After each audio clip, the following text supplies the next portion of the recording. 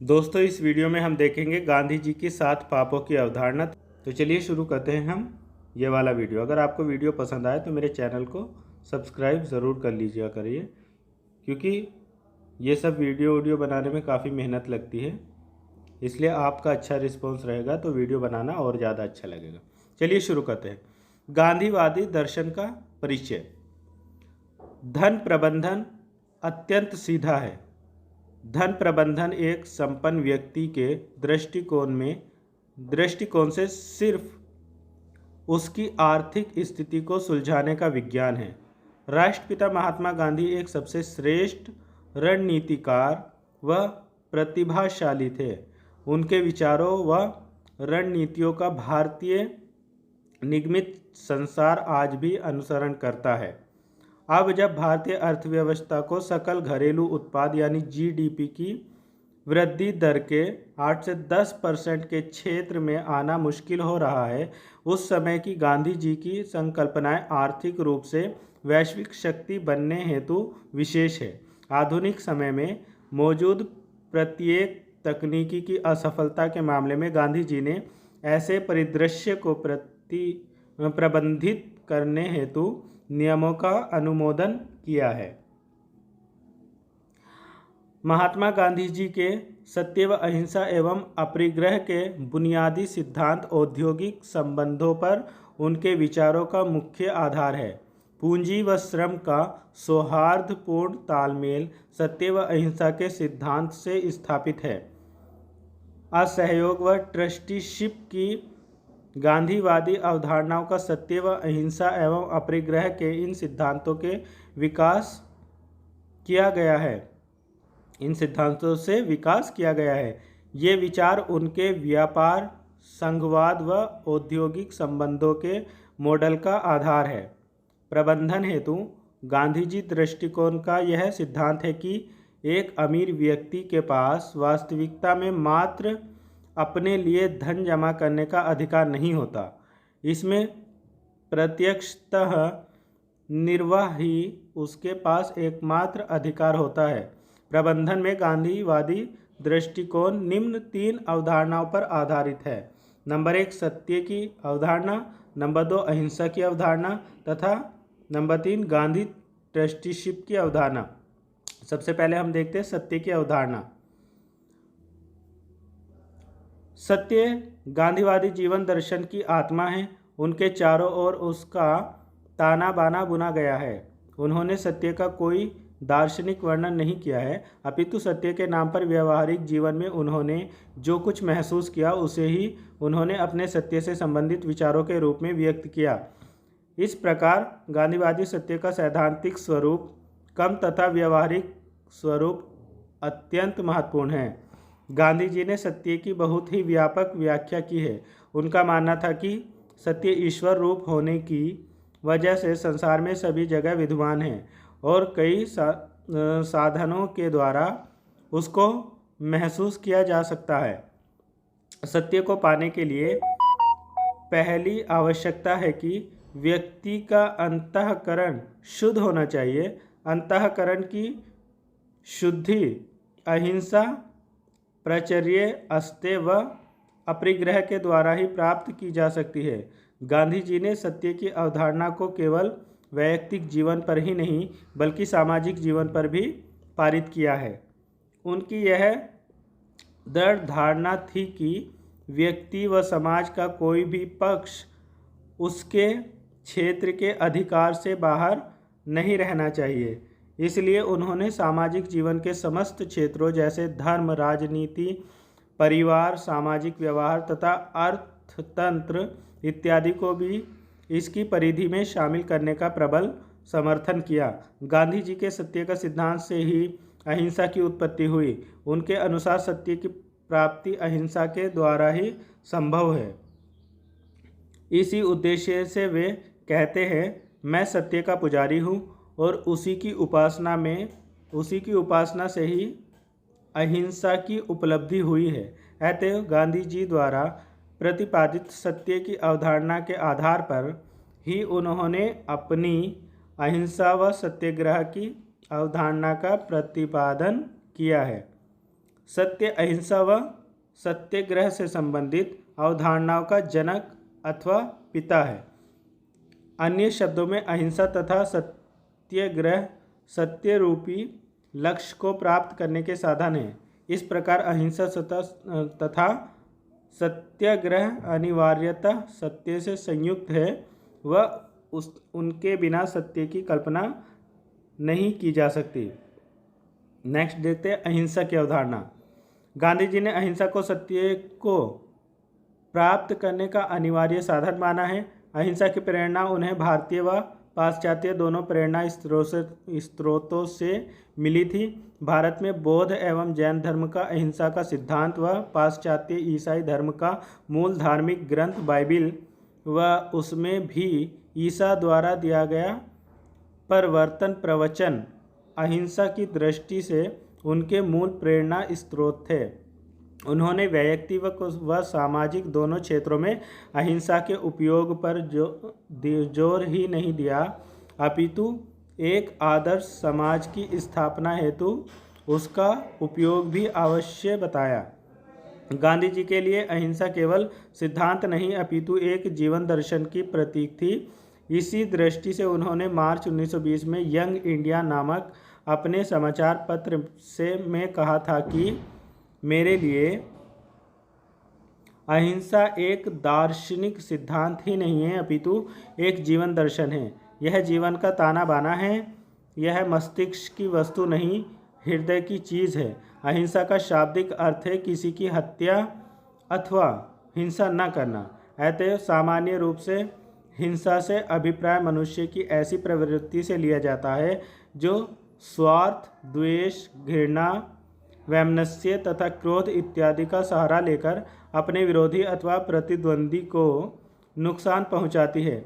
ऐसी हिंसक प्रवृत्ति का त्याग अहिंसा है। अहिंसा के इसी चरित्र की तरफ इशारा करते हुए उन्होंने यंग इंडिया के उसी अंग में यह भी लिखा है कि पूर्ण अहिंसा समस्त प्राणियों के प्रति दुर्भावना के अभाव का नाम है। इस प्रकार से उनके अनुसार प्राणी मात्र के प्रति मन, वचन व कर्म से दुर्भावना नहीं रखना व हानि नहीं पहुंचाना ही अहिंसा है।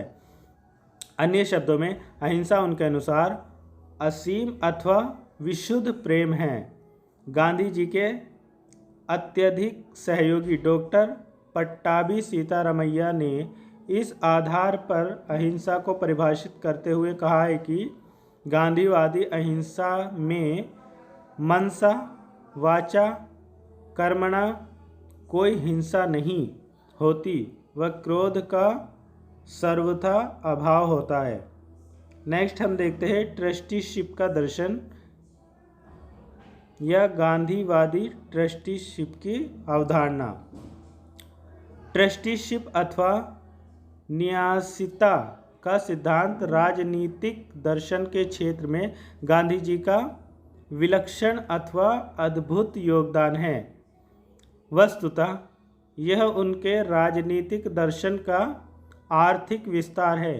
सर्वाधिक ध्यान संसाधनों के उपयोग पर है। संसाधनों का उपयोग एक सार्वजनिक ट्रस्ट के रूप में होना चाहिए जिसमें व्यक्ति एक ट्रस्टी हो, जिसे कि प्रकृति तथा समाज की संपदा का सामान्यतः प्रयोग किया जा सके।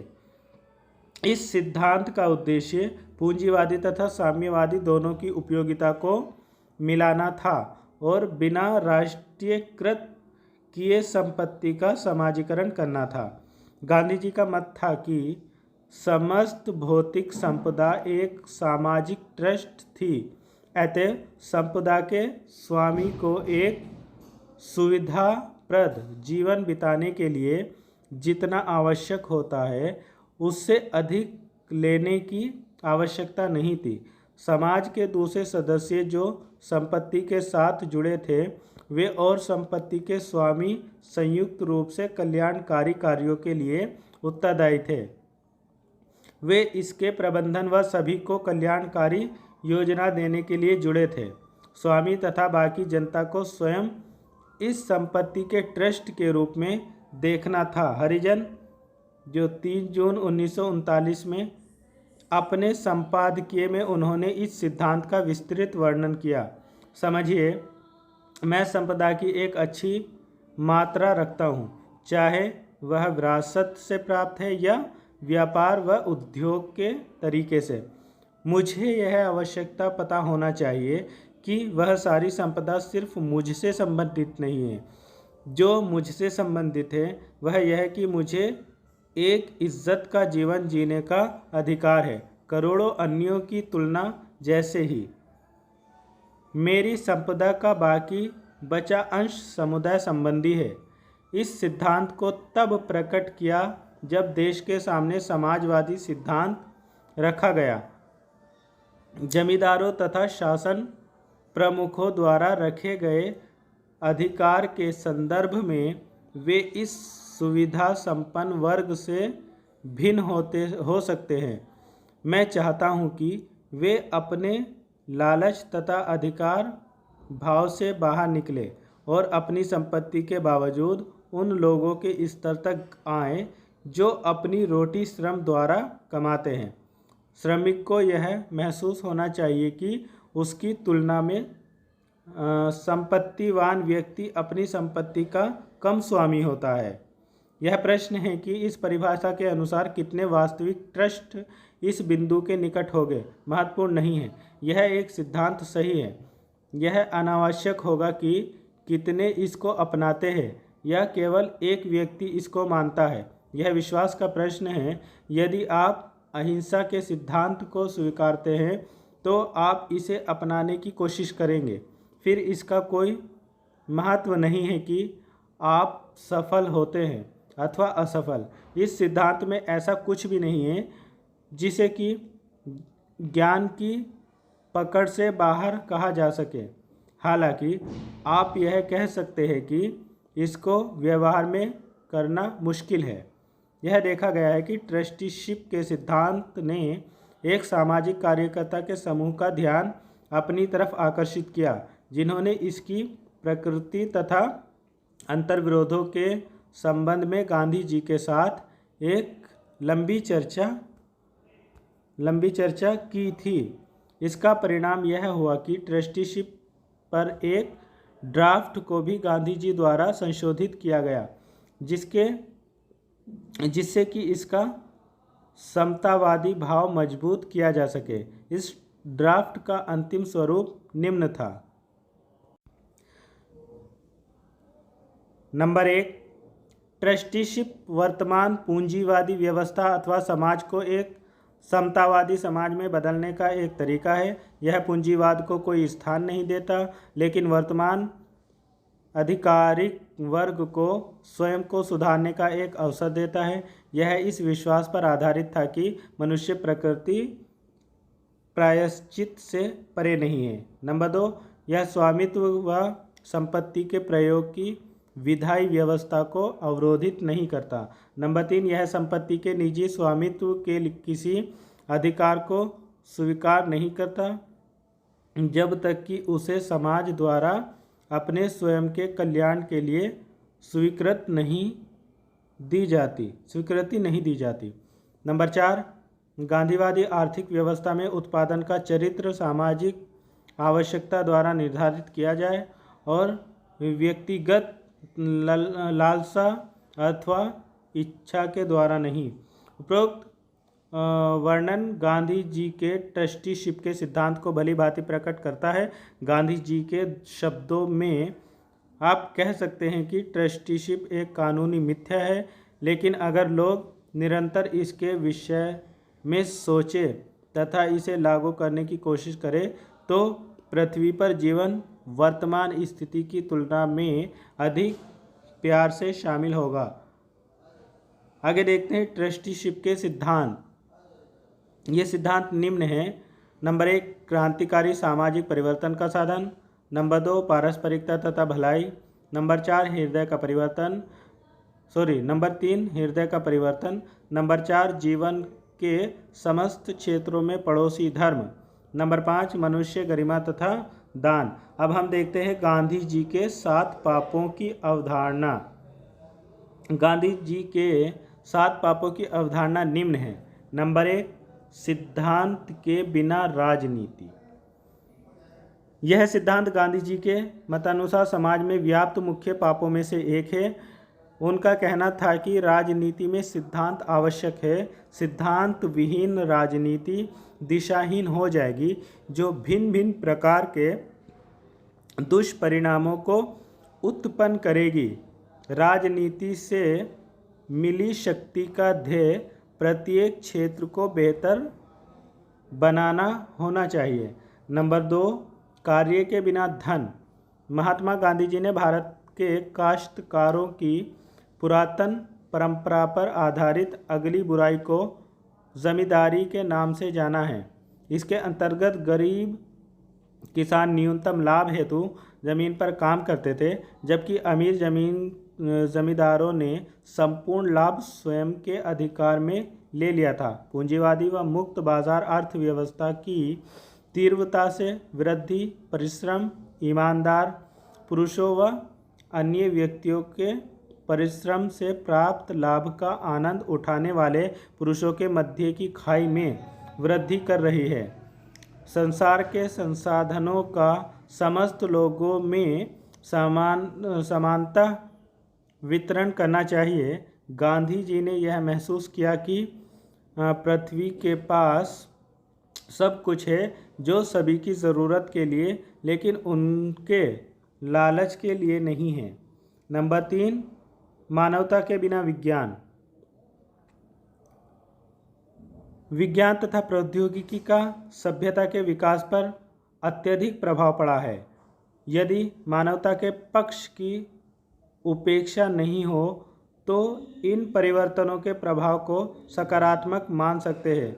यह एक सार्वविदित कथन है कि विज्ञान तथा प्रौद्योगिकी के क्षेत्र में उन्नति से सच में समाज में गरीब व अमीर के बीच की खाई को बहुत अधिक बढ़ा दिया है। यह विज्ञान तथा प्रौद्योगिकी के आखिरी लक्ष्य के विपरीत है, जो न्याय या समानता पर बने समाज को शुरू करता है। नंबर 4, अंतरात्मा के बिना सुख। सुख जीवन का एक नैसर्गिक फल है। जीवन के निम्न स्तर के सुख बहुधा व्यक्ति के जीवन में समस्याएं पैदा करते हैं। गांधी जी का कथन था कि आनंद आत्मा का परिणाम है। सच्चा सुख तभी मिलता है जब व्यक्ति दूसरे लोगों की सेवा करता है तथा अपने बच्चों व परिवार के प्रति कर्तव्य पालन की राह पर चलता है। हालांकि मनुष्य जाति में भौतिक सुखों पर ज़्यादा ध्यान केंद्रित करने व सुख के आध्यात्मिक क्षेत्र की उपेक्षा करने की आदत है। यह अंतरात्मा के बिना सुख की स्थिति की तरफ ले जाता है। नंबर 5, नैतिकता के बिना वाणिज्य। कीमत में परिवर्तन, दोषपूर्ण उत्पादों की बिक्री व ग्राहकों को आकर्षित करने के लिए झूठे वादे, अनैतिक व्यवसायों के माध्यम से नियोजित कुछ स्रोत हैं। ऐसे बहुत से प्रकार हैं जिनसे व्यवसाय ग्राहकों को धोखा देते हैं अथवा अनैतिक प्रथाओं को आयोजित करते हैं। ऐसा तब होता है जब लाभ प्राप्त करना उद्यम का मात्र एक लक्ष्य बन जाता है एवं नैतिकता व निगमित प्रशासन के समस्त नियमों की उपेक्षा होती है। गांधी जी का कथन था कि अर्थशास्त्र जो किसी व्यक्ति अथवा राष्ट्र के नैतिक कल्याण को क्षति पहुंचाता है, अनैतिकता है तथा इसलिए वह पाप है। नंबर 6, चरित्रहीन शिक्षा। शिक्षा अधिगम का एक साधन नहीं है, अपितु एक करियर का साधन है। वर्तमान समय धन के बारे में परिभाषित सफलता को अत्यधिक महत्व प्रदान करता है। यहाँ तक कि शिक्षा के केंद्र भी व्यक्तियों को एक सिखाने में निष्ठा रखते हैं कि करियर कैसे बनाया जाए, न कि चरित्र। यह एक भ्रम है कि धन का एकत्रीकरण जीवन में सुख को गारंटी प्रदान करता है। शिक्षा की संकल्पना जो चरित्र निर्माण पर आधारित नहीं है, अपने उद्देश्यों को पूर्ण करने में असफल होती है। नंबर 7, बलि के बिना पूजा। धर्म की संकल्पना में काफ़ी बदलाव आया है। धर्म अब उन कर्मकांडों व समारोह का बंदी बन गया है जो बेकार है। भिन्न भिन्न पूजा स्थलों का ध्येय व्यक्ति में भाईचारे की भावना पैदा करता है तथा बुरी शक्तियों को हटाता है। इसके विपरीत ये धार्मिक स्थल दुर्भावना के सृजनकर्ता बन गए हैं तथा इसके साथ ही समाज को कई धार्मिक समूहों में वर्गीकृत करने में सफल रहे हैं। तो दोस्तों ये वीडियो पूरा होता है, इसके बाद हम नेक्स्ट वीडियो देखेंगे। Thank you so much.